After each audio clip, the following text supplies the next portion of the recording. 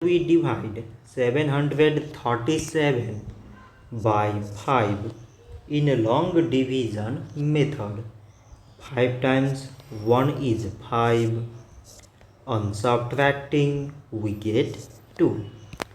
So again we put down this 3 and it is 23. 5 times 4 is 20. On subtracting we get 3. So again we put down this 7 and it is 37. 5 times 7 is 35. On subtracting we get 2.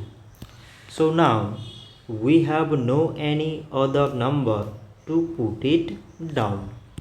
So we take here decimal so that we put 0.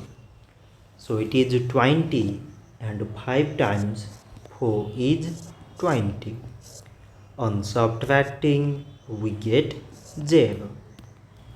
So 737 divided by 5 is 147 decimal 4. So this much for today and thanks for watching.